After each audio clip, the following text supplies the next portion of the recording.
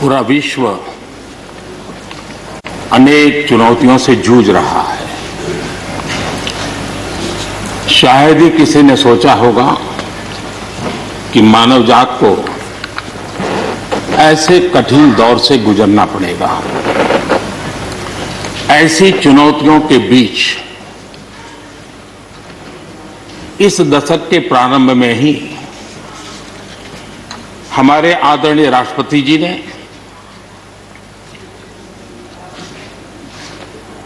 जो संयुक्त सदन में अपना उद्बोधन दिया,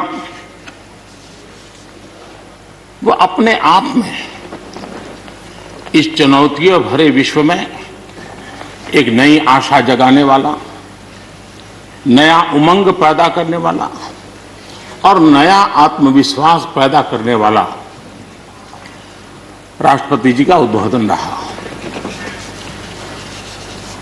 आत्मनिर्भर भारत की राह दिखाने वाला और इस दशक के लिए एक मार्ग प्रशस्त करने वाला राष्ट्रपति जी का उद्बोधन रहा। आदरणीय सभापति जी, मैं राष्ट्रपति जी का तहे दिल से आभार व्यक्त करने के लिए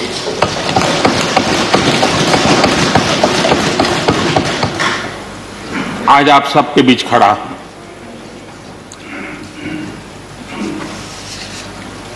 राज्यसभा में करीब 13-14 घंटे तक 50 से अधिक मान्य सदस्यों ने अपने विचार रखे, बहुमूल्य विचार रखे, अनेक पहलुओं पर विचार रखे और इसलिए मैं सभी आदरणीय सदस्यों का हृदयपूर्वक आभार भी व्यक्त करता हूं इस चर्चा को समृद्ध बनाने के लिए।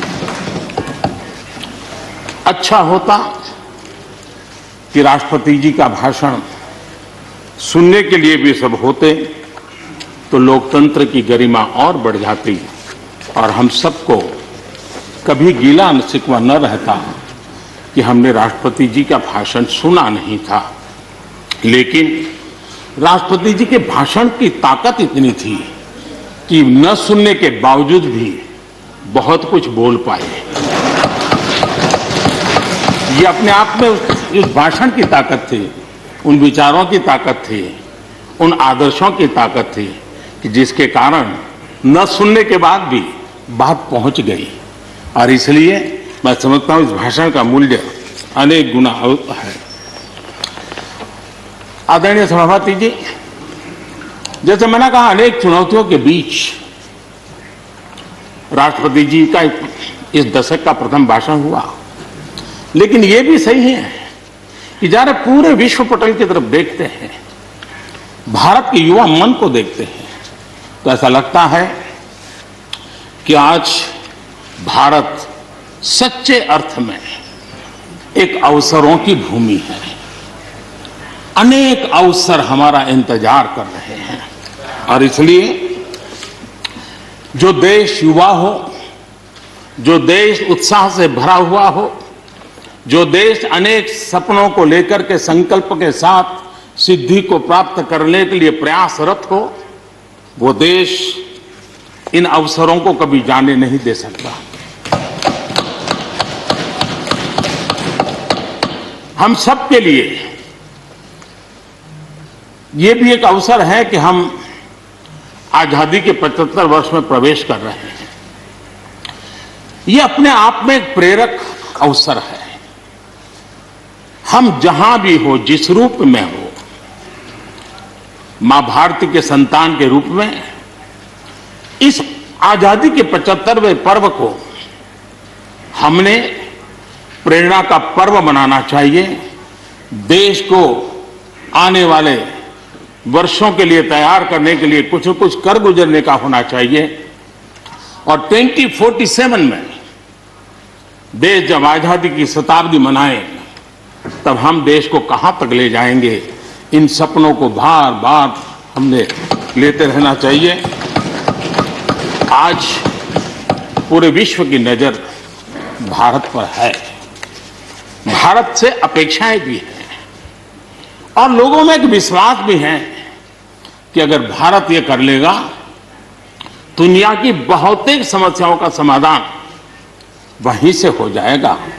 ये विश्वास आज दुनिया में भारत के लिए बड़ा है। आदरणीय सभापति जी, जब मैं अवसरों की चर्चा कर रहा हूं तब महाकवि मैथिली शरण गुप्त जी की कविता को मैं उद्घोषित करना चाहूंगा। गुप्त जी ने कहा था, अवसर तेरे लिए खड़ा है, अवसर तेरे लिए खड़ा है, फिर भी तू चुपचाप पड़ा है। अवसर तेरे लिए खड़ा है, फिर भी तू चुपचाप पड़ा है। तेरा कर्म क्षेत्र बड़ा है, तेरा कर्म क्षेत्र बड़ा है, पल पल है अनमोल, पल पल है अनमोल।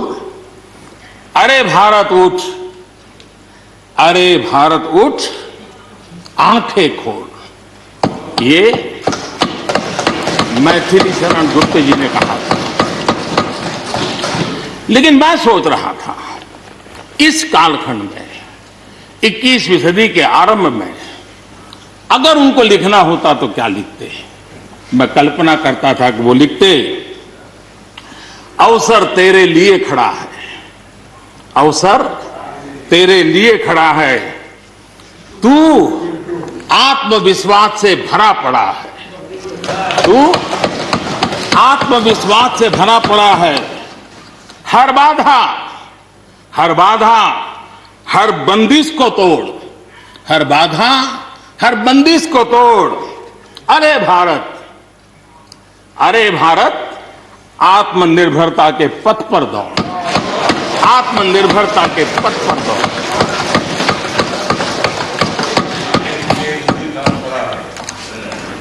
आदरणीय सभापति जी, कोरोना के दौरान किस प्रकार की वैश्विक परिस्थितियां बनी, कोई किसी की मदद कर सके ये असंभव हो गया। एक देश दूसरे देश को मदद न कर सके, एक राज्य दूसरे राज्य को मदद न कर सके, यहां तक कि परिवार का एक सदस्य दूसरे परिवार की सदस्य की मदद न कर सके, वैसा माहौल कोरोना के कारण पैदा हुआ। भारत के लिए तो दुनिया ने बहुत आशंकाएं जताई थी, विश्व बहुत चिंतित था कि अगर कोरोना की इस महामारी में अगर भारत अपने आप को संभाल नहीं पाया तो न सिर्फ भारत लेकिन पूरी मानव जात के लिए कितना बड़ा संकट आ जाएगा, ये आशंकाएं सबने जताई। करोड़ों लोग फंस जाएंगे, लाखों लोग मर जाएंगे। हमारे यहां भी डराने के लिए भरपूर बातें भी हुई। अरे ये क्यों हुआ, ये मेरा सवाल नहीं है, क्योंकि एक अननोन एनिमी क्या कर सकता है किसी को अंदाज नहीं था। हर एक ने अपने अपने तरीके से आकलन किया था। लेकिन भारत ने अपने देश के नागरिकों की रक्षा करने के लिए एक अननोन एनिमी से, और जिसकी कोई पूर्व परंपरा नहीं थी कि ऐसी चीज को ऐसे डील किया जा सकता है, इसके लिए ये प्रोटोकॉल हो सकता, कुछ पता नहीं था। एक नए तरीके से, नए सोच के साथ हर किसी को चलना था।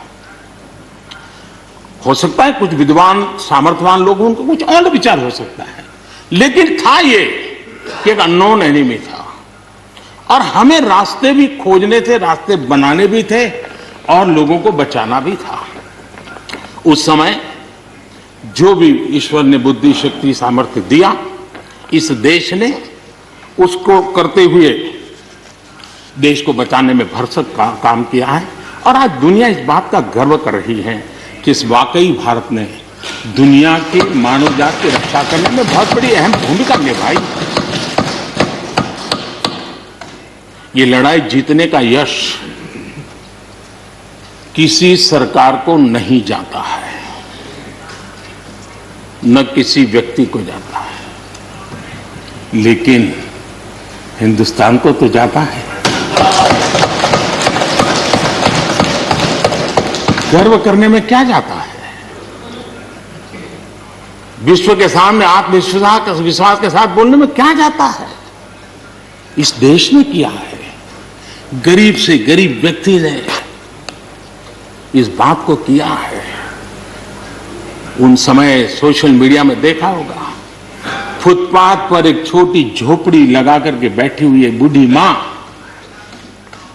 वो भी घर के बाप की झोपड़ी के बाहर दिया जला करके भारत के शुभ के लिए कामना करते।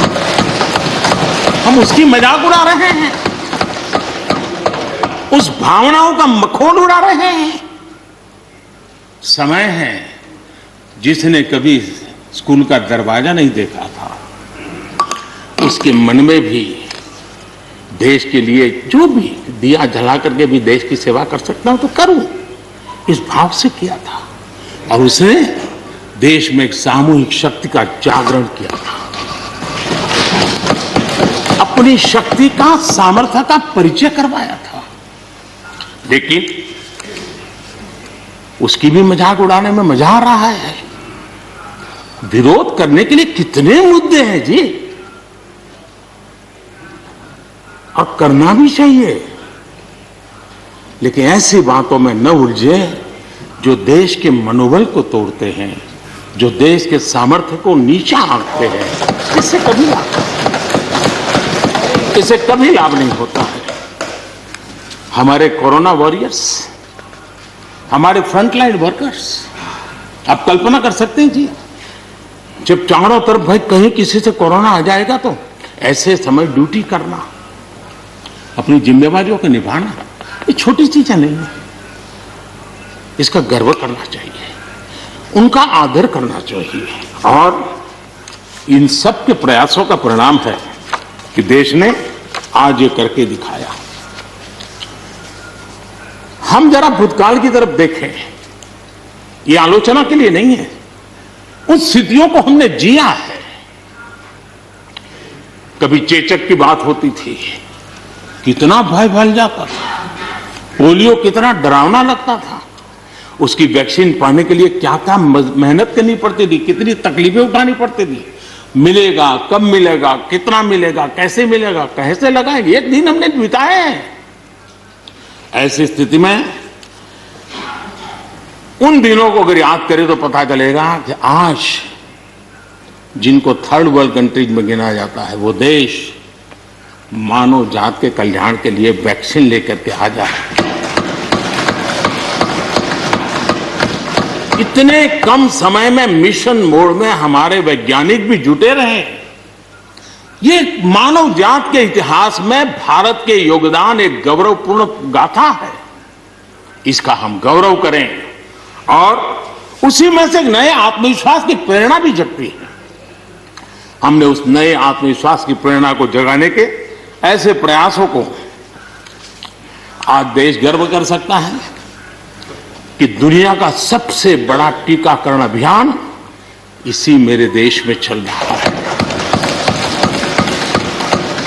विश्व में तेज गति से टीकाकरण आज कहीं हो रहा है तो इसी हम सब की मां भारती के गोद में हो रहा है।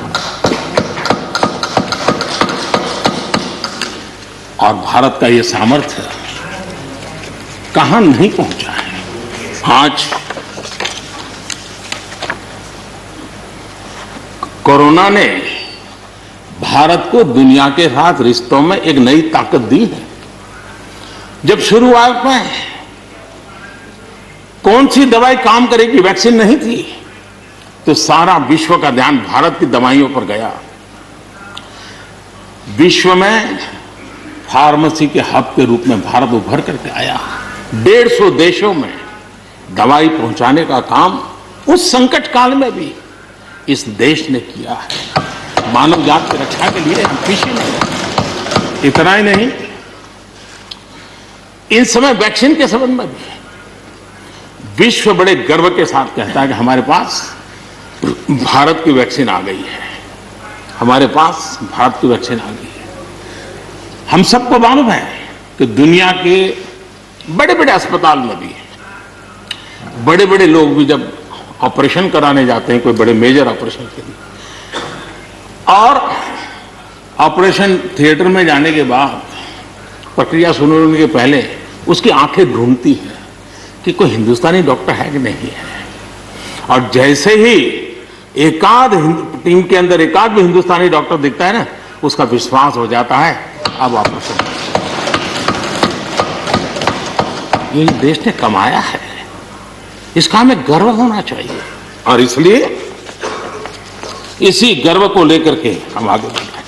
इस कोरोना में जैसे वैश्विक संबंधों में भारत ने अपनी एक विशिष्ट पहचान बनाई है, अपना स्थान बनाया है, वैसे ही भारत ने हमारे फेडरल स्ट्रक्चर को इस कोरोना के कालखंड में, हमारी अंतर्भूत ताकत क्या है, संकट के समय हम कैसे मिलकर के काम कर सकते हैं, एक ही दिशा में सब शक्तियां लगा करके हम कैसे प्रयास कर सकते हैं, ये केंद्र और राज्य ने मिलकर के करके दिखाया है। न राज्यों को भी, क्योंकि इस सदन में राज्यों की अपनी फ्लेवर होती है, और इसलिए इस सदन में तो मैं विशेष रूप से राज्यों का भी अभिनंदन करता हूं, और कोऑपरेटिव फेडरलिज्म को ताकत देने का काम, इस कोरोना के संकट को अवसर में पलटने का काम हमारे सभी ने किया है, इसलिए सब कोई अभिनंदन के अधिकारी हैं।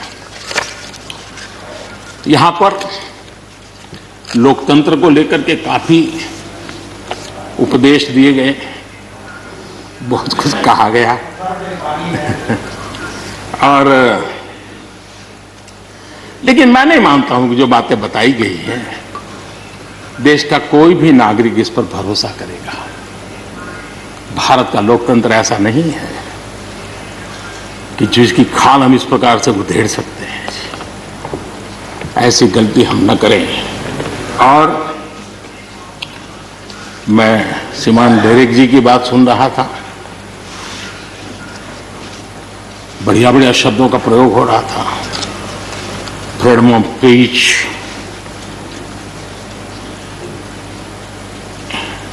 इंटिमिडेशन, हाउडिंग। जब शब्द सुन रहा था तो लग रहा था कि ये बंगाल की बात बता रहे हैं कि देश की बता रहे हैं। स्वाभाविक है, 24 घंटे वही देखते हैं, वही सुनते हैं, तो वही बात शायद गलती से यहां बता दी होगी। कांग्रेस के हमारे बाजवा साहब भी काफी अच्छा बता रहे थे इस बार, और इतना लंबा खींच करके बता रहे थे तो मुझे लग रहा था बस आप थोड़ी देर में ये इमरजेंसी तक पहुंच जाएंगे। मुझे लग रहा था थोड़ी देर में, एक कदम बार बाकी है, वो 84 तक पहुंच जाएंगे, लेकिन वो वहां नहीं गए। खैर, कांग्रेस देश को बहुत निराश करती है, आपने भी निराश कर दिया।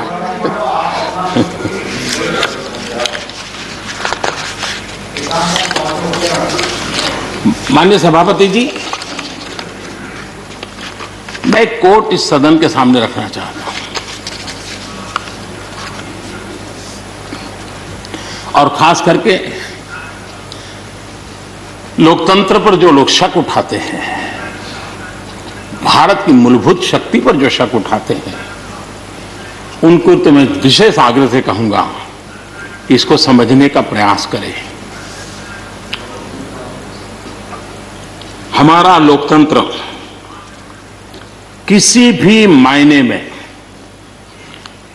वेस्टर्न इंस्टीट्यूशन नहीं है, ये एक ह्यूमन इंस्टीट्यूशन है।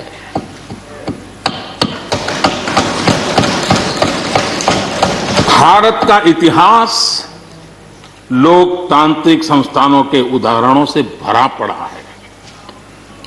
प्राचीन भारत में 81 गणतंत्रों का वर्णन हमें मिलता है। आज देशवासियों को भारत के राष्ट्रवाद पर चौतरफा हो रहे हमले से आगाह करना जरूरी है।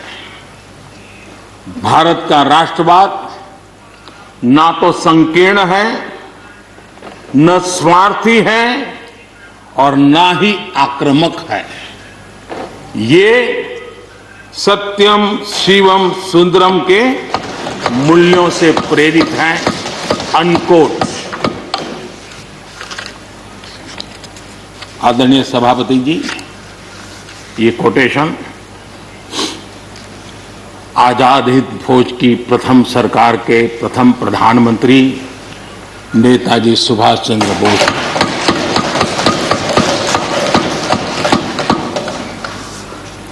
और संयोग है कि 125वीं जयंती आज हम मना रहे हैं।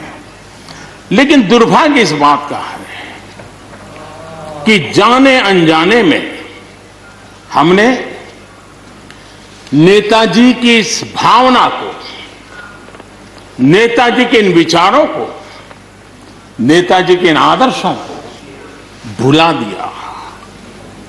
और उसका परिणाम है कि आज हमको कोसने लग गए। मैं तो कभी कभी हैरान हो जाता हूं। दुनिया जो हमें कोई शब्द पकड़ा देती है, हम भी उसको पकड़ करके चल पड़ते हैं। दुनिया की सबसे बड़ी डेमोक्रेसी, दुनिया की सबसे बड़ी डेमोक्रेसी, दुनिया की सबसे बड़ी डेमोक्रेसी सुनते हैं, हमको भी अच्छा लगता है। हाँ यार, भारत विश्व की सबसे बड़ा लोकतंत्र। लेकिन हमने अपने युवा पीढ़ी को यह सिखाया नहीं कि भारत ये मदर ऑफ डेमोक्रेसी है, ये लोकतंत्र की जननी है। हम सिर्फ बड़ा लोकतंत्र है ऐसा नहीं है, यह देश लोकतंत्र की जननी है। ये बात हमें हमारी आने वाली पीढ़ियों को सिखानी होगी और हमें गर्व से इस बात को बोलना होगा, क्योंकि हमारे पूर्वजों ने विरासत हमें दी है। भारत की शासन व्यवस्था डेमोक्रेटिक है। सिर्फ इसी वजह से हम लोकतांत्रिक देश नहीं है। भारत की संस्कृति, भारत के संस्कार, भारत की परंपरा, भारत का मन लोकतांत्रिक है और इसलिए हमारी व्यवस्था लोकतांत्रिक है। ये है इसलिए ये है ऐसा नहीं है, मूलतः हम लोकतांत्रिक हैं इसलिए ये है। और ये कसौटी भी हो चुकी है देश की। आपातकाल के उन दिनों को याद कीजिए, न्यायपालिका का हाल क्या था, मीडिया का क्या हाल था, शासन का क्या हाल था। सब कुछ जेल खाने में परिवर्तित हो चुका था। लेकिन इस देश के संस्कार, इस देश का जनमन जो लोकतंत्र के रंगों से रंगा हुआ था, उसको कोई हिला नहीं पाया था। मौका मिलते ही उसने लोकतंत्र को प्रस्तावित कर दिया। ये लोगों की ताकत, ये हमारे संस्कारों की ताकत है, ये लोकतांत्रिक मूल्यों की ताकत है। मुद्दा ये नहीं है कौन सरकार नहीं, मैं उसकी चर्चा नहीं कर रहा हूं और न ही मैं ऐसी चीजों में अपना समय लगाने के लिए यहां आप लोगों ने मुझे बिठाया है। हमें लोकतांत्रिक मूल्यों की रक्षा करते हुए आगे बढ़ना है। आत्मनिर्भर भारत के संबंध में भी चर्चा हुई। मैं हमारे साथी धर्मेंद्र प्रधान जी के बहुत ही अभ्यासपूर्ण और आत्मनिर्भर भारत की हमारी दिशा क्या है उसका विख्यात विस्तृत उन्होंने बयान किया है। लेकिन एक बात सही है कि आर्थिक क्षेत्र में भी आज भारत की जो एक पहुंच बन रही है, कोरोना काल में दुनिया के लोग निवेश के लिए तरस रहे हैं, सारी बातें बाहर आ रही हैं। लेकिन भारत है जहां रिकॉर्ड निवेश हो रहा है। सारे तथ्य बता रहे हैं कि अनेक देशों की अर्थस्थिति डामाडोल है, जबकि दुनिया भारत में डबल डिजिट ग्रोथ का अनुमान लगा रही है। एक तरफ निराशा का माहौल है तो हिंदुस्तान में एक आशा की किरण नजर आ रही है। ये दुनिया की तरफ से आवाज उठ रही है। आज भारत का विदेशी मुद्रा भंडार रिकॉर्ड स्तर पर है। आज भारत में अन्न उत्पादन रिकॉर्ड स्तर पर है। भारत आज दुनिया में दूसरा बड़ा देश है जहां पर इंटरनेट यूजर है। भारत में आज हर महीने 4 लाख करोड़ रुपए का लेन देन डिजिटली हो रहा है, यूपीआई के माध्यम से हो रहा है, यूपीआई के माध्यम से।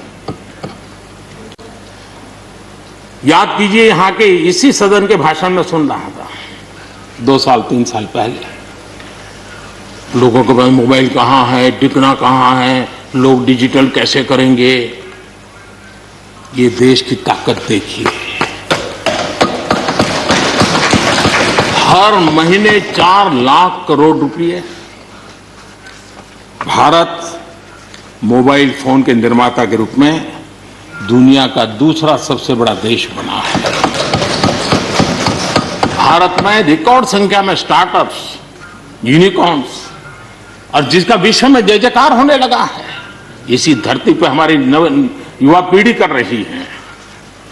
रिन्यूएबल एनर्जी के क्षेत्र में विश्व के पहले 5 देशों में हमने अपनी जगह बना ली है और आने वाले दिनों में हम ऊपर ही चढ़ते जाने वाले हैं।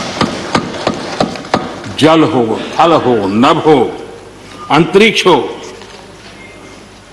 भारत हर क्षेत्र में अपनी रक्षा के लिए अपने सामर्थ्य के साथ खड़ा है। सर्जिकल स्ट्राइक हो या एयर स्ट्राइक, भारत की कैपेबिलिटी को दुनिया ने देखा है। आदरणीय सभापति जी, 2014 में जब पहली बार मैं इस सदन में आया था, इस परिसर में आया था, और मुझे नेता के रूप में जब चुना गया था, तो मेरे पहले भाषण में मैंने कहा था कि मेरी सरकार गरीबों को समर्पित है। मैं आज दोबारा आने के बाद भी यही बात को दोहरा रहा हूं, और हम न हमारी डायरेक्शन बदली है, न हमने डाइल्यूट किया है, न डाइवर्ट किया है। उसी मिजाज के साथ हम काम कर रहे हैं, क्योंकि इस देश में आगे बढ़ने के लिए हमें गरीबी से मुक्त होना ही होगा। हमें प्रयासों को जोड़ते ही जाना होगा। पहले के प्रयास हुए होंगे तो उसमें और जोड़ना ही पड़ेगा, हम रुक नहीं सकते। जितना कर लिया बहुत है, नहीं रुक सकते, हमें और करना ही होगा। आज मुझे खुशी है कि जो मूलभूत आवश्यकता है ईज ऑफ लिविंग के लिए, और जिसमें से आत्मविश्वास पैदा होता है, और एक बार गरीब के मन में आत्मविश्वास भर गया, गरीब खुद गरीबी को चुनौती देने की ताकत के साथ खड़ा हो जाएगा। गरीब किसी का मदद के मोहताज नहीं रहेगा। तो मेरा अनुभव है, और इसलिए मैं कहता हूं, मुझे खुशी है 10 करोड़ से ज्यादा शौचालय बने, 41 करोड़ से ज्यादा लोगों के बैंक खाते खुले, 2 करोड़ से अधिक गरीबों के घर बने, 8 करोड़ से अधिक मुफ्त गैस के कनेक्शन दिए गए, 5 लाख रुपए तक मुफ्त इलाज गरीब की जिंदगी में एक बहुत बड़ी ताकत बनकर के उभर रही है। ऐसी अनेक योजनाएं जो गरीबों के जीवन में बदलाव ला रही हैं, नया विश्वास पैदा कर रही हैं। आदरणीय सभापति जी, चुनौतियां हैं। अगर चुनौतियां न होती, ऐसा कहीं कुछ नजर नहीं आएगा। दुनिया का समृद्ध में समृद्ध देश, उसको भी चुनौतियां होती हैं। उसकी चुनौती अलग प्रकार की होगी, हमारी चुनौती अलग प्रकार की है। लेकिन तय हमें यह करना है कि हम समस्या का हिस्सा बनना चाहते हैं कि हम समाधान का हिस्सा बनना चाहते हैं। बस ये पतली सी रेखा है। अगर हम समस्या का हिस्सा बने तो राजनीति तो चल जाएगी, लेकिन अगर हम समाधान का माध्यम बनते हैं तो राष्ट्रनीति को 4 चांद लग जाते हैं। हमारे लिए हमारा दायित्व है, हमें वर्तमान पीढ़ी के लिए भी सोचना है, हमें भावी पीढ़ी के लिए भी सोचना है। समस्या है, लेकिन मुझे विश्वास है हम साथ मिलकर काम करेंगे आत्मविश्वास से काम करेंगे तो हम स्थितियों को भी बदलेंगे और हम इच्छित परिणाम भी प्राप्त कर सकेंगे, ये मेरा पक्का विश्वास है। आदरणीय सभापति जी, सदन में किसान आंदोलन की भरपूर चर्चा हुई है। ज्यादा से ज्यादा समय जो बातें बताई गई वो आंदोलन के संबंध में बताई गई। किस बात को लेकर के आंदोलन है उस पर सब मौन रहे। आंदोलन कैसा है, आंदोलन के साथ क्या हो रहा है, ये सारी बातें बहुत बताई गई, उसका भी महत्व है। लेकिन जो मूलभूत बात है, अच्छा होता कि उसकी विस्तार से चर्चा होती। वैसे हमारे माननीय कृषि मंत्री जी ने बहुत ही अच्छे ढंग से कुछ सवाल भी पूछे हैं, उन सवालों के जवाब तो नहीं मिलेंगे मुझे खात्री है, लेकिन उन्होंने बहुत ही अच्छे ढंग से इस विषय की इस सदन में चर्चा की है। मैं आदरणीय देवेगौड़ा जी का बहुत आभारी हूं कि उन्होंने इस पूरी चर्चा को एक गांधीर्य दिया और उन्होंने सरकार के जो अच्छे प्रयास है उसकी सराहना भी की, क्योंकि वो किसानों के लिए समर्पित रहे हैं जीवन भर, और उन्होंने इस सरकार के प्रयासों की सराहना भी की और उन्होंने अच्छे सुझाव भी दिए। मैं आदरणीय देवेगौड़ा जी का हृदय से आभार व्यक्त करता हूं। आदरणीय सभापति जी, खेती की मूलभूत समस्या क्या है, उसकी जड़ें कहां है, मैं आज पूर्व प्रधानमंत्री चौधरी चरण सिंह जी ने जो विस्तार से वो बताया था उसी का जिक्र करना चाहता हूं। बहुत लोग हैं जो चौधरी साहब की विरासत संभालने का गर्व करते हैं, वो जरूर इस बात को समझने का शायद प्रयास करेंगे। वो अक्सर 1970-71 जो एग्रीकल्चर सेंसस हुआ था उसका जिक्र उनकी भाषण में हमेशा आता था और उल्लेख करते थे। चौधरी चरण सिंह जी ने क्या कहा था, उनका कोट है, किसानों का सेंसस लिया गया तो 33% किसान ऐसे हैं जिनके पास जमीन 2 बीघे से कम है, 2 बीघे नहीं है, 2 बीघे तक है, 2 बीघे से कम। 18% जो किसान कहलाते हैं उनके पास 2 बीघे से 4 बीघे जमीन है, यानी आधा हेक्टर से 1 हेक्टर, ये 51% किसान है। ये चाहे कितनी मेहनत करे अपनी छोटी सी जमीन पर इनकी गुजर ईमानदारी से उसमें हो नहीं सकती। ये चौधरी चरण सिंह जी का कोट है। छोटे किसानों की दयनीय स्थिति चौधरी चरण सिंह जी के लिए बहुत ही हमेशा पीड़ा देती थी, वह हमेशा उसकी चिंता करते थे। अब हम आगे देखें, ऐसे किसान जिनके पास 1 हेक्टर से भी कम जमीन होती है, 1971 में वे 51% थे, आज 68% हो चुके हैं। यानी देश में ऐसे किसानों की संख्या बढ़ रही है जिनके पास बहुत थोड़ी सी जमीन है। आज लघु और सीमांत किसानों की मिलाएं तो 86% ज्यादा किसान के पास 2 हेक्टर से भी कम जमीन है, और ऐसे किसानों की संख्या 12 करोड़ है। क्या इन 12 करोड़ किसानों के प्रति हमारी कोई जिम्मेवारी नहीं है? क्या देश की कोई जिम्मेवारी नहीं है? क्या हमने कभी हमारी योजनाओं के केंद्र में इन 12 करोड़ किसानों को रखना पड़ेगा कि नहीं रखना पड़ेगा?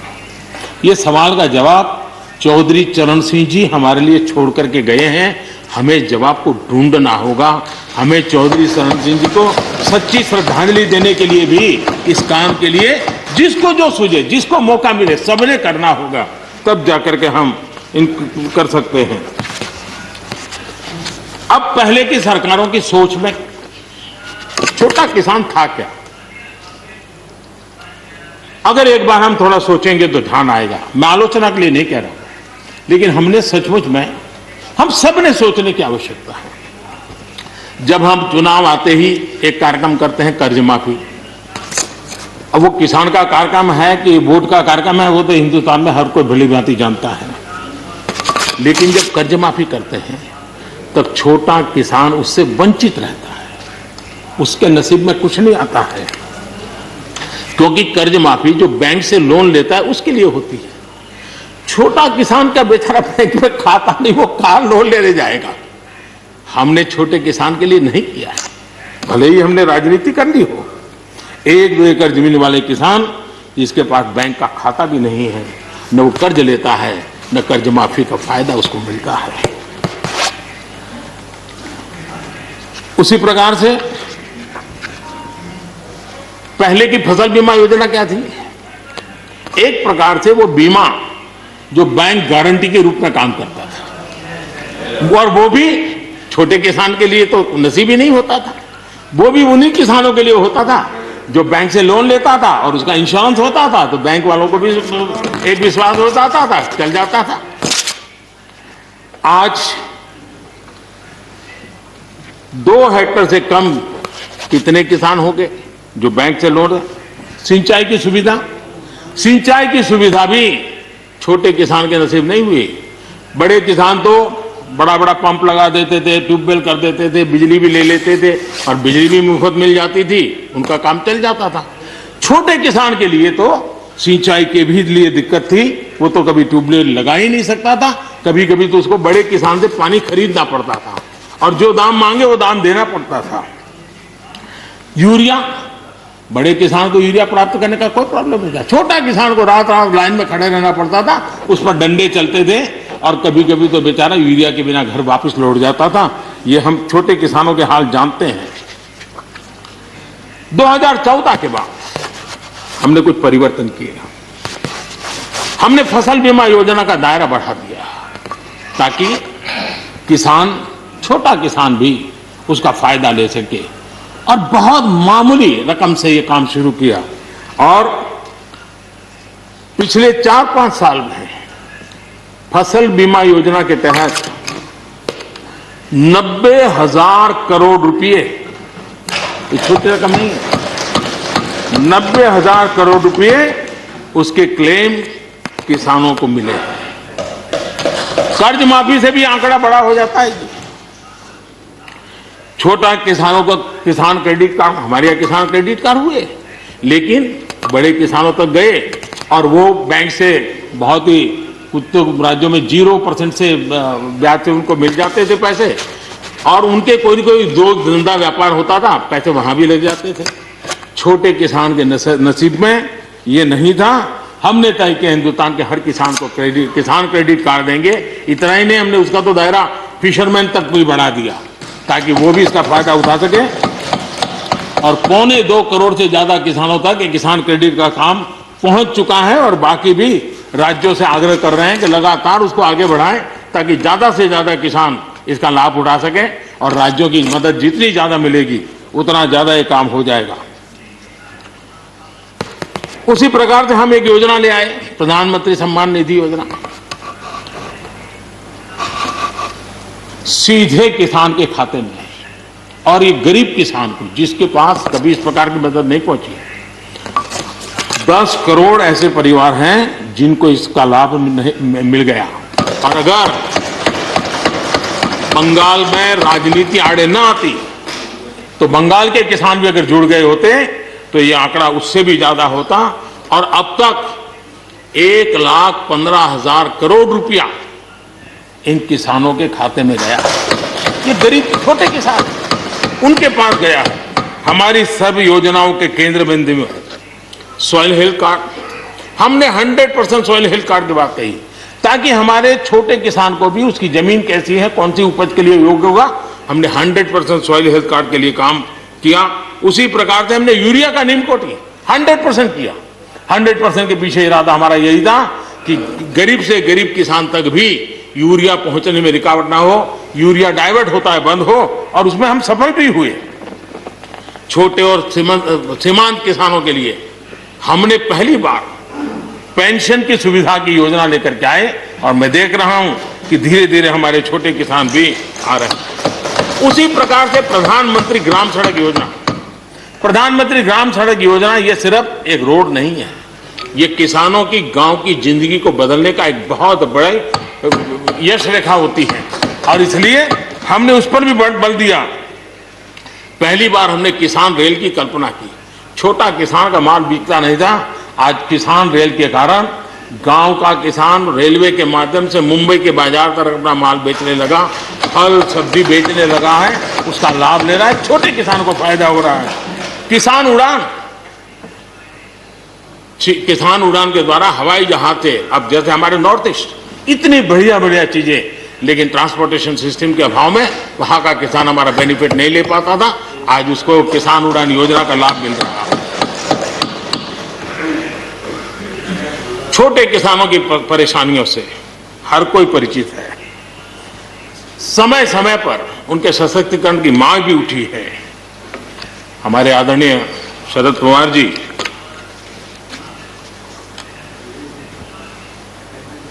और कांग्रेस के भी हर किसी ने, हर सरकार ने कृषि सुधारों की वकालत की है।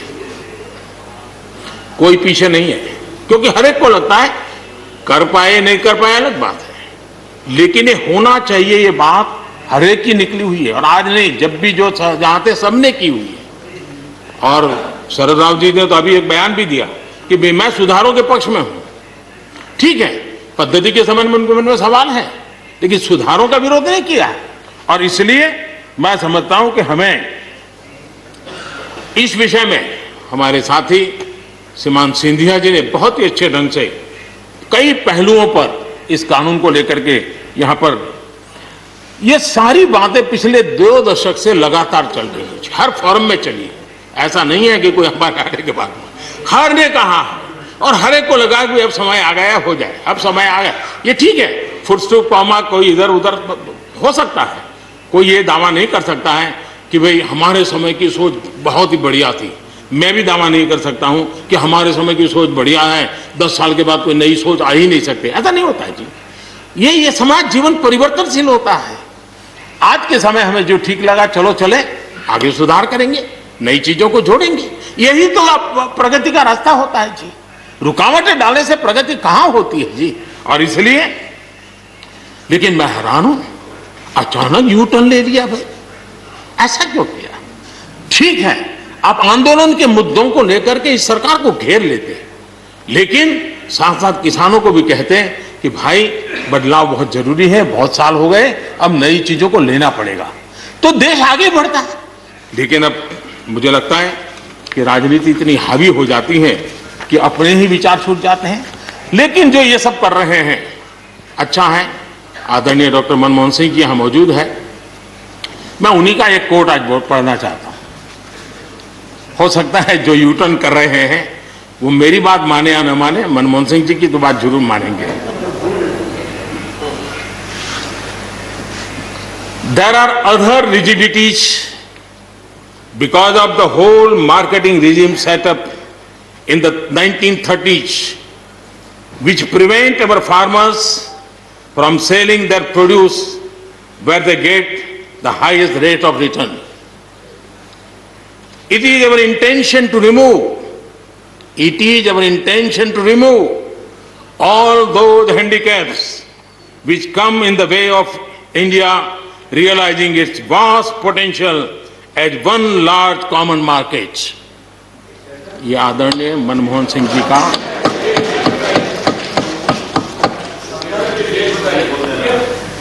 आदरणीय मनमोहन सिंह जी ने किसान को उपज बेचने की आजादी दिलाने, भारत को एक कृषि बाजार दिलाने के संबंध में अपना इरादा व्यक्त किया था और वो काम हम कर रहे हैं। और मुझे आप लोगों को गर्व होना चाहिए कि देखिए मनमोहन सिंह जी ने कहा था वो मोदी को करना पड़ रहा है, गर्व कीजिए।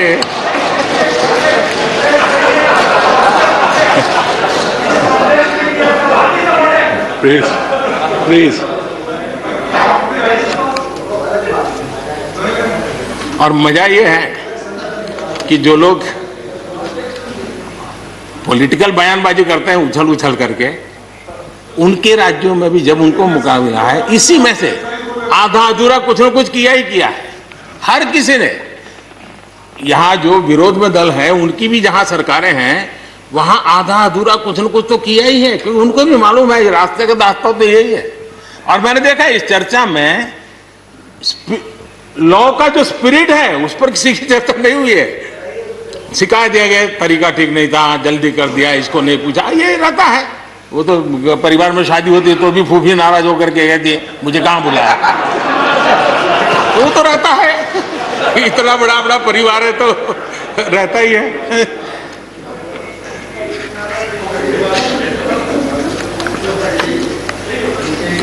हम कुछ और बातों की ओर भी ध्यान दें।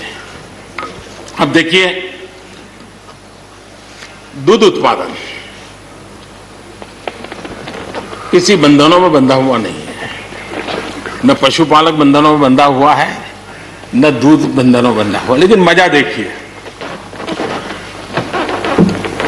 दूध के क्षेत्र में या तो प्राइवेट या कोऑपरेटिव, दोनों ने एक ऐसी बड़ी मजबूत चेन बनाई है, दोनों मिलकर के इस काम को कर रहे हैं और एक बेहतरीन सप्लाई चेन हमारे देश में बनी है।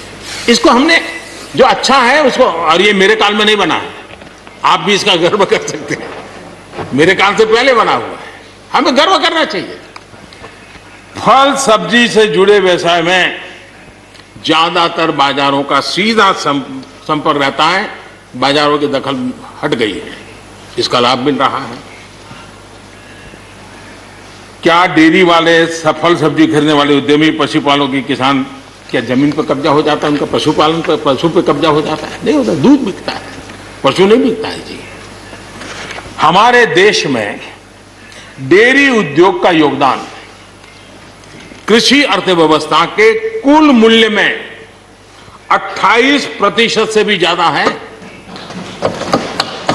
यानी इतना बड़ा हम एग्रीकल्चर की चर्चाएं करते हैं, इस पहलू को हम भूल जाते हैं। 28% कंट्रीब्यूशन है और करीब करीब 8 लाख करोड़ रुपयों का कारोबार है। जितने रुपये का दूध होता है उसका मूल्य अनाज और दाल दोनों मिला ले तो उससे ज्यादा है। हम कभी इस तरफ देखते ही नहीं है। पशुपालकों को पूरी आजादी, अनाज और दाल पैदा करने वाले छोटे और सीमांत किसानों को जैसे पशुपालक को आजादी मिली है, इनको आजादी क्यों नहीं मिलनी चाहिए? और इन सवालों के जवाब हम ढूंढेंगे तो हम सही रास्ते पर चलेंगे। आदरणीय सभापति जी, ये बात सही है, जैसा हम लोगों की स्वभाव रहा है, घर में भी थोड़ा सा भी परिवर्तन करना हो तो घर में भी एक तनाव जरूर है। चेहरे यहां क्यों रखी, टेबल यहां क्यों रखा, घर में भी होता है। इतना बड़ा देश है और जिस प्रकार की परंपराओं से हम पले बड़े हैं, तो ये मैं स्वाभाविक मानता हूं। जब भी कोई नई चीज आती है तो थोड़ा बहुत रहता ही है हमारे यहां, क्योंकि असमंजस की स्थिति भी रहती है। लेकिन जरा वो दिन याद कीजिए जब हरित क्रांति की बातें होती थी। हरित क्रांति के समय जो कृषि सुधार हुए, तब भी जो आशंकाएं हुई, जो आंदोलन हुए, ये वेल डॉक्यूमेंटेड है और ये देखने जैसा है। कृषि सुधार के लिए सख्त फैसले लेने के उस दौर में शास्त्री जी का हाल यह था कि अपने साथियों में से कोई कृषि मंत्री बनने को तैयार नहीं होता था, क्योंकि लगता था कि ऐसा है हाथ जल जाएंगे और किसान नाराज हो जाएंगे तो मेरी तो राजनीति समाप्त हो जाएगी। ये शास्त्री जी के समय की घटनाएं हैं। और अंत में शास्त्री जी को सी सुब्रमण्यम जी को कृषि मंत्री बनाना पड़ा था और उन्होंने रिफॉर्म्स की बातें की। योजना आयोग ने भी उसका विरोध किया था। मजा देखिए, योजना आयोग ने भी विरोध किया था। वित्त मंत्रालय सहित पूरी कैबिनेट के अंदर भी विरोध का स्वर उठा था। लेकिन देश की भलाई के लिए शास्त्री जी आगे बढ़े और लेफ्ट पार्टी जो आज भाषा बोलते हैं ना, वही उस समय बोलते थे। वो यही कहते हैं अमेरिका के इशारे पर शास्त्री जी ये कर रहे हैं, अमेरिका के इशारे पर कांग्रेस ये कर रही है। सारा चीज जितना आज मेरे खाते में जमा है ना, वो पहले आपके यहाँ बैंक में अकाउंट में था।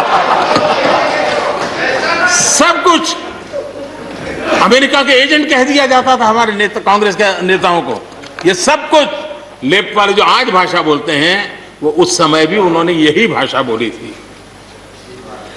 कृषि सुधारों को छोटे किसानों को बर्बाद करने वाला बताया गया था।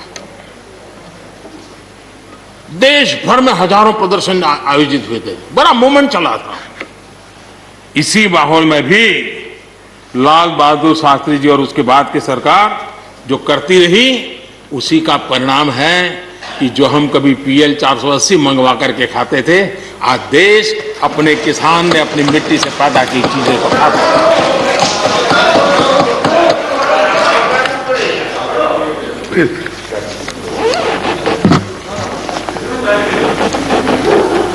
रिकॉर्ड उत्पादन के बावजूद भी हमारे कृषि क्षेत्र में समस्याएं हैं। कोई ये तो मना नहीं कर सकता है समस्याएं नहीं है, लेकिन समस्याओं का समाधान हम सबको मिलकर के करना होगा। और मैं मानता हूं कि अब समय ज्यादा इंतजार नहीं करेगा। हमारे राम गोपाल जी ने बहुत ही अच्छी बात कही कि उन्होंने कहा कि कोरोना लॉकडाउन में भी हमारे किसानों ने रिकॉर्ड उत्पादन किया। सरकार ने भी बीज, खाद, सारी चीजें कोरोना काल में भी पहुंचाने में कोई कमी नहीं होने दी, कोई संकट नहीं आने दिया, और उसका सामूहिक परिणाम मिला कि देश के पास यह भंडार भरा रहा। उपज की रिकॉर्ड खरीदी भी इस कोरोना काल में ही हुई।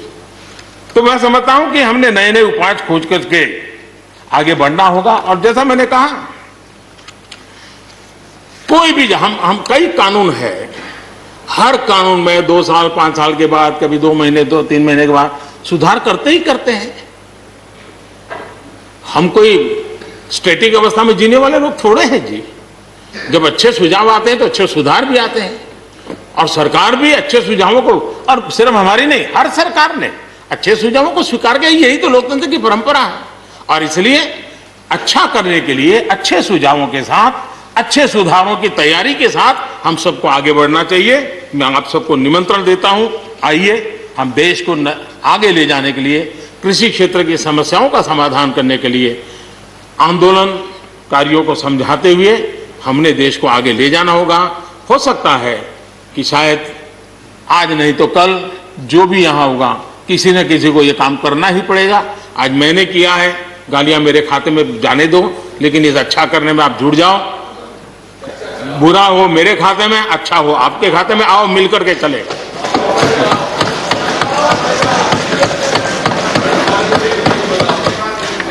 और मैं लगातार, हमारे कृषि मंत्री जी लगातार किसानों से बातचीत कर रहे हैं, लगातार मीटिंगें हो रही हैं, और अभी तक कोई तनाव पैदा नहीं हुआ है।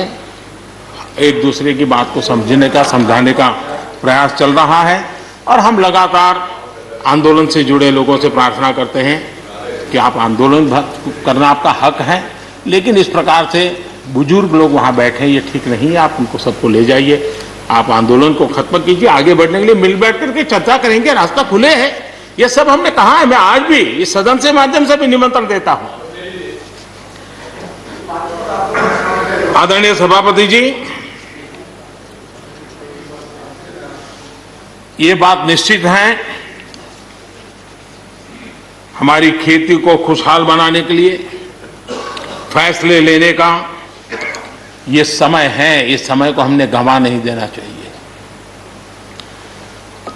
हमें आगे बढ़ना चाहिए, देश को पीछे नहीं ले जाना चाहिए।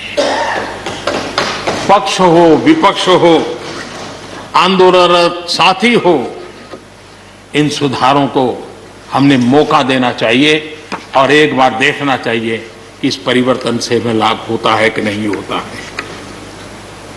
कोई कमी हो तो उसको ठीक करेंगे, और कहीं ढिलाई है तो उसको कसेंगे। ऐसा तो है नहीं कि सब दरवाजे बंद कर दिए बस। और इसलिए मैं कहता हूं, मैं विश्वास दिलाता हूं कि मंडियां अधिक आधुनिक बने, अधिक प्रतिस्पर्धी होगी। इस बार बजट में भी उसके लिए हमने प्रावधान किया है। इतना ही नहीं, एमएसपी है, एमएसपी था, एमएसपी रहेगा। इस सदन की पवित्रता समझे हम। जिन 80 करोड़ से अधिक लोगों को सस्ते में राशन दिया जाता है, वो भी कंटिन्यू रहेगा। इसलिए मेहरबानी करके भ्रम फैलाने के काम में हम न जुड़े, क्योंकि हमको देश ने एक विशिष्ट जिम्मेवारी दी है। किसानों की आय बढ़ाने के जो दूसरे उपाय हैं, उन पर भी हमें बल देने की जरूरत है। आबादी बढ़ रही है, परिवार के अंदर सदस्यों की संख्या बढ़ रही है, जमीन के टुकड़े छोटे होते जा रहे हैं। ऐसी स्थिति में हमें कुछ न कुछ ऐसा करना ही होगा ताकि किसानी पर बोझ कम हो और हमारे किसान के परिवार के लोग भी रोजी रोटी कमाने के लिए, उनके लिए हम और अवसर उपलब्ध करा सकें। इनकी तकलीफों को दूर करने के लिए हमने काम करना होगा। और मैं मानता हूं कि हम अगर देर कर देंगे, हम अगर अपने ही राजनीतिक समीकरणों में फंसे रहेंगे, तो हम किसानों को अंधकार की तरफ धकेल देंगे। कृपा करके हमें किसानों के उज्जवल भविष्य के लिए इससे बचना चाहिए। मैं सबसे प्रार्थना करता हूं, हमें इस बात की चिंता करनी होगी।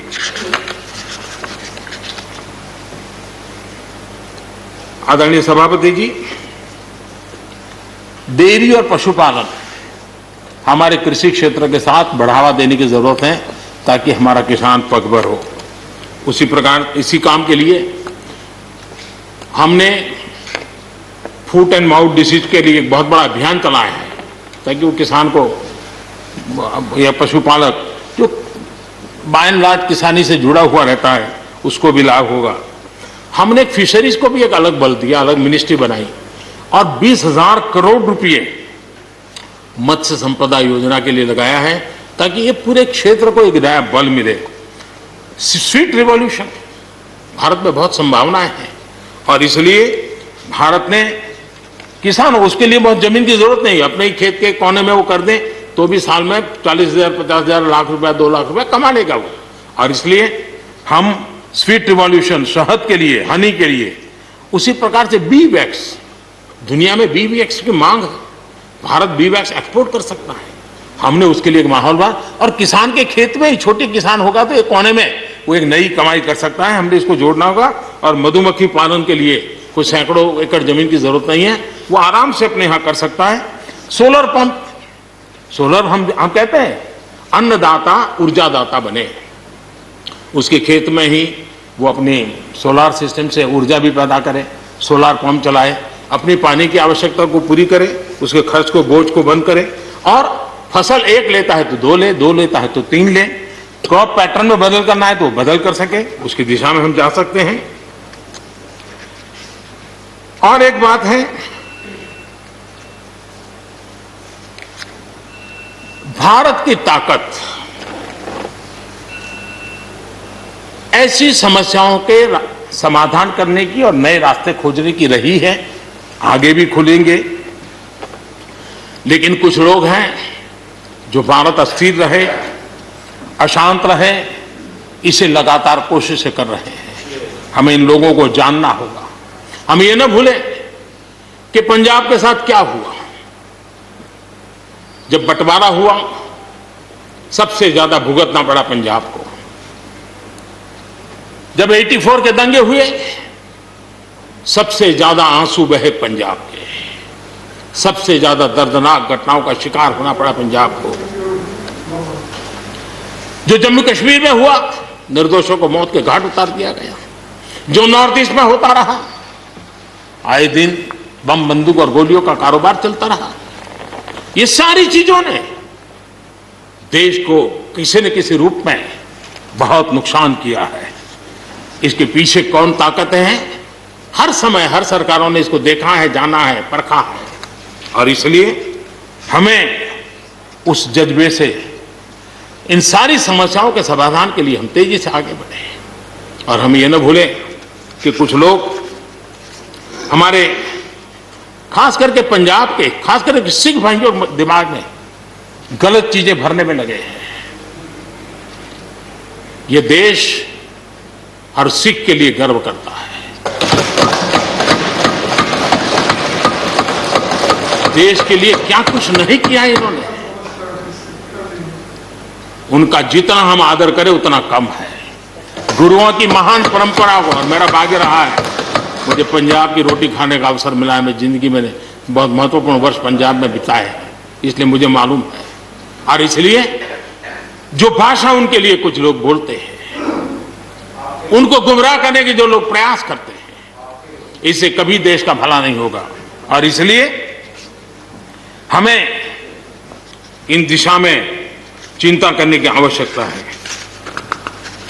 आदरणीय सभापति महोदय,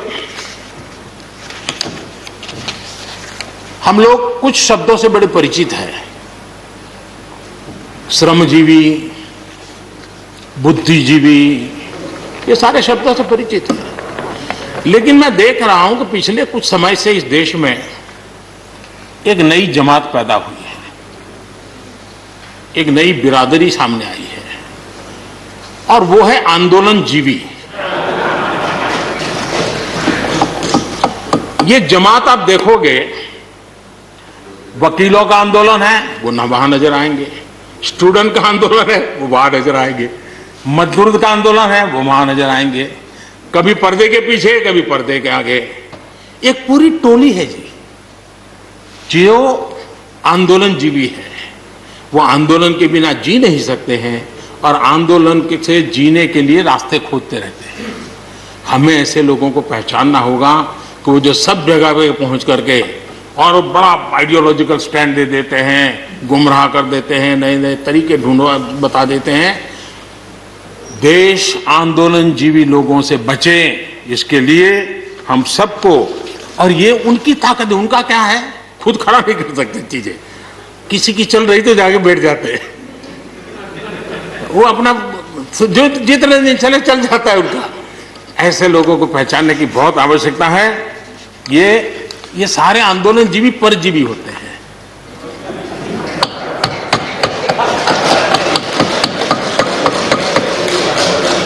और यहां पर सब लोगों को मेरी बात से आनंद इसलिए होगा कि आप जहां जहां सरकारें चलाते होंगे, आपको भी ऐसे परजीवी आंदोलनजीवियों का अनुभव होता हो। और इसलिए उसी प्रकार से एक नया मैं चीज देख रहा हूं, देश प्रगति कर रहा है, हम एफडीआई की बात कर रहे हैं, फॉरेन डायरेक्ट इन्वेस्टमेंट, लेकिन मैं देख रहा हूं इन दिनों एक नया एफडीआई मैदान में आया है। ये नए एफडीआई से देश को बचाना ही, एफडीआई चाहिए, फॉरेन डायरेक्ट इन्वेस्टमेंट, लेकिन ये जो नया एफडीआई नजर का आ रहा है, ये नए एफडीआई से जरूर बचना होगा। और ये नया एफडीआई है foreign destructive ideology, foreign destructive ideology. और इसलिए इस एफडीआई से देश को बचाने के लिए हमने और जागरूक रहने की जरूरत है। आदरणीय सभापति जी, हमारे देश के विकास के लिए ग्रामीण अर्थव्यवस्था, इसका अपना एक मूल्य है। ग्रामीण अर्थव्यवस्था हमारे आत्मनिर्भर भारत का एक अहम स्तंभ है। आत्मनिर्भर भारत ये किसी सरकार का कार्यक्रम नहीं हो सकता है और होना भी नहीं चाहिए। ये 130 करोड़ देशवासियों के संकल्प होने चाहिए, हमें गर्व होना चाहिए और इसमें कोई दुविधा नहीं होनी चाहिए। और महात्मा गांधी जैसे महापुरुषों ने हमें यही रास्ता दिखाया था। अगर हम वहां से थोड़े हट गए हैं तो वापस उस पटरी पर आने की जरूरत है और आत्मनिर्भर भारत के रास्ते पर हमको बढ़ना ही होगा। गांव और शहर की खाई को अगर हमें पाटना है तो उसके लिए भी हमें आत्मनिर्भर भारत की ओर बढ़ना ही होगा। और मुझे विश्वास है कि हम उन बातों को लेकर के जब आगे बढ़ रहे हैं तो हमारे देश के सामान्य मानवी का विश्वास बढ़े। जैसे अभी प्रश्नोत्तर काल के अंदर जल जीवन मिशन की चर्चा हो रही थी, इतने कम समय में 3 करोड़ परिवारों तक घर में पीने का पानी पहुंचाने का नल कनेक्शन देने का काम हो चुका है। आत्मनिर्भरता तभी संभव जब अर्थव्यवस्था में सभी की भागीदारी हो। हमारी सोनल बहन ने अपने भाषण में बहनों बेटियों की भागीदारी पर फोकस करने की उन्होंने विस्तार से चर्चा की। कोरोना काल में चाहे राशन हो, आर्थिक मदद हो या मुफ्त गैस सिलेंडर, सरकार ने हर तरह से एक प्रकार से हमारी माताओं बहनों को असुविधा ना हो इसकी पूरी चिंता करने का प्रयास किया है और उन्होंने एक शक्ति बनकर के इन चीजों को संभालने में मदद भी की है। जिस तरह इस मुश्किल परिस्थिति में हमारे देश की नारी शक्ति ने बड़े धैर्य के साथ परिवार को संभाला, परिस्थितियों को संभाला है। कोरोना के इस लड़ाई में हर परिवार की मातृशक्ति की बहुत बड़ी भूमिका रही है और उनका मैं जितना धन्यवाद करूं उतना कम। बहनों बेटियों का हौसला और मैं समझता हूं कि आत्मनिर्भर भारत में अहम भूमिका हमारी माताएं बहनें निभाएगी, मुझे पूरे विश्वास है। आज युद्ध क्षेत्र में भी हमारी बेटियों की भागीदारी बढ़ रही है। नए जो लेबर कोड बनाए हैं उसमें भी बेटियों के लिए हर सेक्टर में काम करने के लिए समान वेतन का हक दिया गया है। मुद्रा योजना से 70% जो लोन ली गई है वो हमारी बहनों के द्वारा ली गई है, यानी एक प्रकार से एडिशन। करीब 7 करोड़ महिलाओं की सहभागिता से 60 लाख से ज्यादा सेल्फ हेल्प ग्रुप आज आत्मनिर्भर भारत के प्रयासों को एक नई ताकत दे रहे हैं। भारत की युवा शक्ति पर हम जितना जोर लगाएंगे, हम जितने अवसर उनको देंगे, मैं समझता हूं कि वो हमारे देश के लिए, भविष्य के लिए, उज्जवल भविष्य के लिए एक मजबूत नींव बनेंगे। जो राष्ट्रीय एजुकेशन पॉलिसी आई है उस राष्ट्रीय एजुकेशन पॉलिसी में भी हमारी युवा पीढ़ी के लिए नए अवसर देने का प्रयास हुआ है और मुझे खुशी है कि एक लंबा अरसे समय गया एजुकेशन पॉलिसी पर चर्चा में, लेकिन उसकी स्वीकृति जिस प्रकार से देश में हुई है एक नया विश्वास पैदा किया है और मुझे विश्वास है कि नई एजुकेशन पॉलिसी, नई राष्ट्रीय शिक्षा नीति हमारे देश के लिए एक नए तरीके से पढ़ने का विचार दिखा आगे।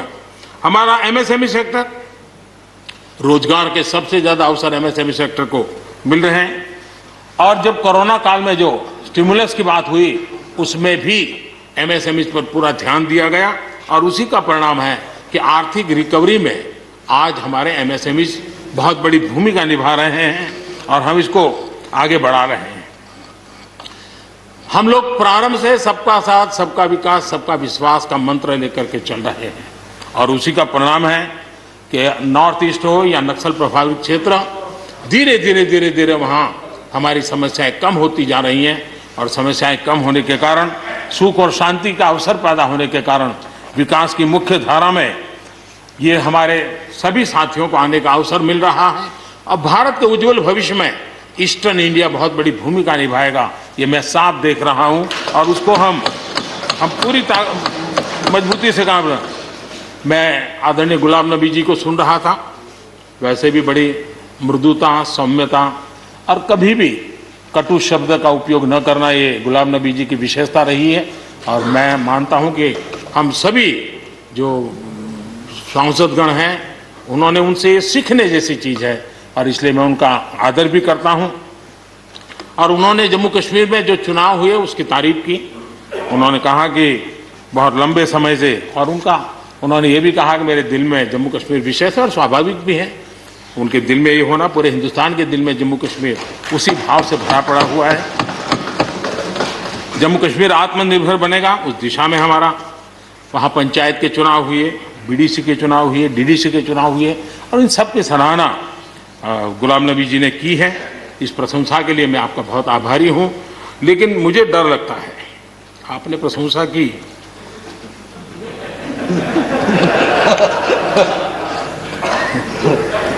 मुझे विश्वास है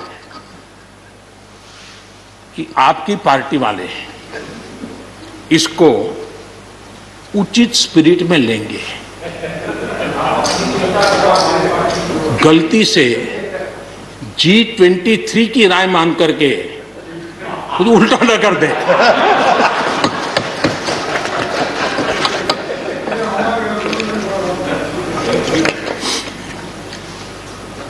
आदरणीय सभापति महोदय,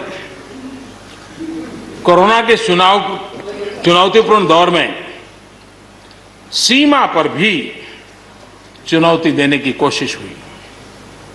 हमारे वीर जवानों के हौसले और कुशलता ने सटीक जवाब दिया है। हर हिंदुस्तानी के इस बात पर गर्व है। मुश्किल परिस्थितियों में भी हमारे जवान डट करके खड़े रहे हैं। तमाम साथियों ने भी हमारे जवानों के शौर्य की सराहना की है, मैं उनका आभारी हूं। LAC पर जो स्थिति बनी है उस पर भारत का रुख बहुत स्पष्ट है और देश इसको भली भांति देख भी रहा है और गर्व भी कर रहा है। बॉर्डर इंफ्रास्ट्रक्चर और बॉर्डर सिक्योरिटी को लेकर हमारी प्रतिबद्धता में किसी प्रकार की ढील आने का सवाल ही नहीं होता है, गुंजाइश ही नहीं है। और जो लोग हमारा लालन पालन और हमारे विचारों का हमारा उछेर देखते हैं वो कभी इस विषय में हमें सवाल ही नहीं करेंगे। उनको मालूम है हम इसके लिए डटे हुए रहने वाले लोग हैं और इसलिए हम इन विषयों में कहीं पर भी पीछे नहीं हैं। आदरणीय सभापति जी, इस सदन की उत्तम चर्चा के लिए मैं सबका धन्यवाद करते हुए आखिर में एक मंत्र का उल्लेख करते हुए अपनी वाणी को मैं विराम दूंगा। हमारे यहां वेदों में एक महान विचार प्राप्त होता है और हम सब के लिए 130 करोड़ देशवासियों के लिए ये मंत्र अपने आप में बहुत बड़ी प्रेरणा है। वेदों का ये मंत्र कहता है, अयुतो अहम, अयुतो में आत्मा, अयुतो अहम, अयुतो में आत्मा, अयुतम में चक्षुः, अयुतम श्रोत्रम, अयुतो अहम, अयुतो में आत्मा, अयुतम में चक्षुः, अयुतम श्रोत्रम। यानी मैं एक नहीं हूं, मैं अकेला नहीं हूं, मैं अपने साथ करोड़ों मानवों को देखता हूं, अनुभव करता हूं। इसलिए मेरी आत्मिक शक्ति करोड़ों की है, मेरे साथ करोड़ों की दृष्टि है, मेरे साथ करोड़ों की श्रवण शक्ति, कर्म शक्ति भी है। आदरणीय सभापति जी, वेदों की इसी भावना से, इसी चेतना से 130 करोड़ से अधिक देशवासियों वाला भारत सबको साथ लेकर के आगे बढ़ रहा है। आज 130 करोड़ देशवासियों के सपने आज हिंदुस्तान के सपने हैं। आज 130 करोड़ देशवासियों की आकांक्षाएं इस देश की आकांक्षाएं हैं। आज 130 करोड़ देशवासियों का भविष्य भारत के उज्जवल भविष्य की गारंटी है। और इसलिए आज जब देश नीतियां बना रहा है, प्रयास कर रहा है, तो वो केवल तत्कालीन हानि लाभ के लिए नहीं, लेकिन एक लंबे दूरगामी और 2047 में देश जब आजादी का शतक मनाएगा तब देश को नई ऊंचाइयों पर ले जाने के सपनों को लेकर के नींव रखी जा रही है। और मुझे विश्वास है कि इस काम को हम पूरा करने में अवश्य सफल होंगे। मैं फिर एक बार आदरणीय राष्ट्रपति जी के उद्बोधन के लिए मैं उनका आदरपूर्वक धन्यवाद करते हुए, उनका अभिनंदन करते हुए, सदन में भी जिस तरह चर्चा हुई, और मैं सच बताता हूं, चर्चा का स्तर भी अच्छा था, वातावरण भी अच्छा था। ये ठीक है कि इससे कितने लाभ होते हैं, मुझ पर भी कितना हमला हुआ, हर प्रकार से जो भी कहा जा सकता है कहा, लेकिन मुझे बहुत आनंद हुआ कि मैं कम से कम आपके काम तो आया।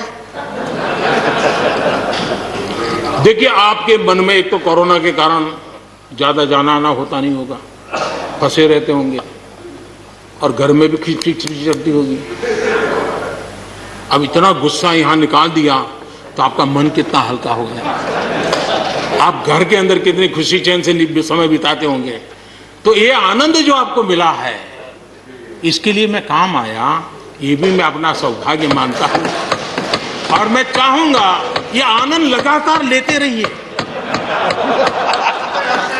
चर्चा करते रहिए, लगातार चर्चा करते रहिए, सदन को जीवंत बनाते रखिए। मोदी है, मौका लीजिए। बहुत बहुत धन्यवाद।